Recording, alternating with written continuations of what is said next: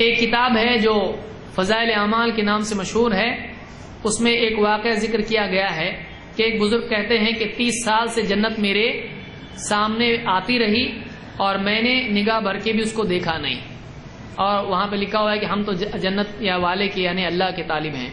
تو ممشاد الدینوری، جہاں تک کہ مجھ کو یاد ہے، یہ ان کے بارے میں ذکر کیا جاتا ہے، یہ صحیح نہیں ہے، اس طرح سے کہنا صحیح نہیں ہے۔ جنت کی طلب ہونا یہ خود ایمان اور آدمی کی عقل مندی کا حصہ ہے۔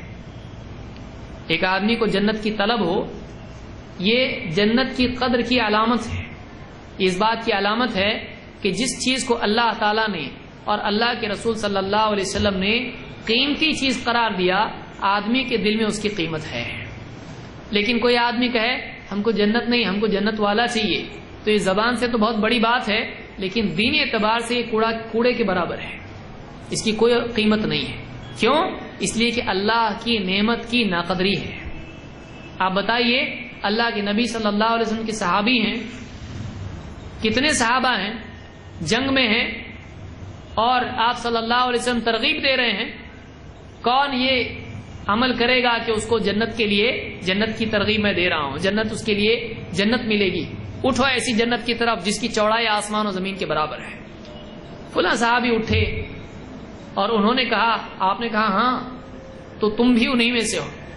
کھجور کھانا شروع کی، پھر اس کے بعد کھجوریں زمین پر ڈال دی، کہا کہ اگر میں یہ کھاتا رہوں تو یہ بہت لمبی زندگی ہے، اور میدان میں گھس گئے اور لڑتے رہے یہاں تک کہ قتل کر دیے گئے۔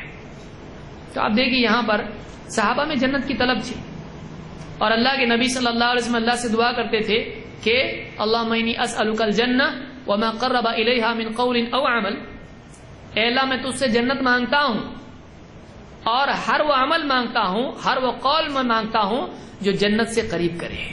اے اللہ مجھ کو جنت دے دے، اور اے اللہ وہ عمل اور قول بھی مجھ کو دے دے جو جنت سے مجھ کو قریب کرے۔ تو ہمارا نبی مانگ رہا ہے، اور یہ صاحب کیا بول رہے ہیں، 30 سال سے جنت ان کے سامنے پیش ہو رہی ہے۔ کون پیش کر رہا ہے؟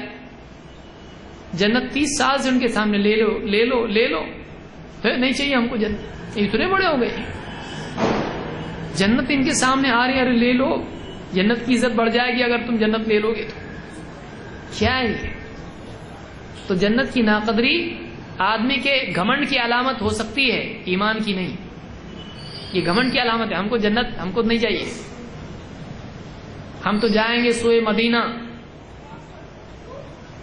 جس کو جانا ہو جنت میں جائے۔ یہ جنت کی تحقیر ہے، جنت کی ناقدری ہے۔ آدمی کے ایمان کی دلیل ہے کہ وہ اللہ کی دی ہوئی نعمت کی قدر کرے۔ اللہ کی سب سے بڑی نعمت کیا ہے؟ جنت ہے، جہاں اللہ کی رضا ہے، جہاں اللہ کا دیدار ہے، جہاں انبیاء کی صحبت ہے۔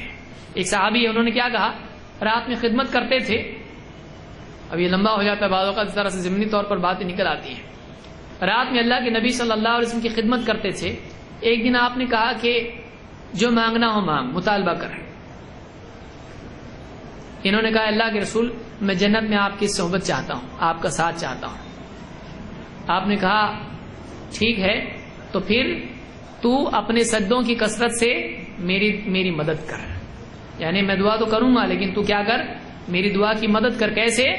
خوب رات میں یا نوافل کی کثرت کے ذریعے سے تو میری دعا کی مدد کر۔ تو نبی صلی اللہ علیہ وسلم کی صحبت بھی کام میسر ہوگی جنت میں۔ تو آدمی جنت کی تحقیر کرے، یہ عقل مندی نہیں ہے، یہ جہالت ہے۔ تو اس طرح کے واقعات سے بعض بزرگوں کی عظمت ظاہر کی جاتی ہے، لیکن یہ ان لوگوں کے سامنے ان کی عظمت ہو سکتی ہے جن کو قرآن و سنت کا علم نہیں ہے، جن کو قرآن و سنت، اللہ کے نبی صلی اللہ علیہ وسلم اور صحابہ کے مزاج کا علم ہو، ان کے نزدیک یہ چیز غلط ہوگی۔ ایسا آدمی کو نہیں ہونا چاہیے کہ جنت کے بارے میں ہم کو نہیں چاہیے جنت سے، یا جنت کی طرف دیکھنا بھی میں پسند نہیں کرتا۔ کیوں نہیں بھائی، کیوں نہیں؟ جنت کی طرف آپ کیوں نہیں دیکھنا چاہتے؟ اور وہ پیش ہو رہی، وہ تو بس خواب و خیال میں ہوگی، ورنہ جنت دنیا میں پیش ہوتی ہے، کسی کے سامنے، اللہ کے نبی صلی اللہ علیہ وسلم کے سامنے پیش ہوئی، کسی اور کے سامنے نہیں۔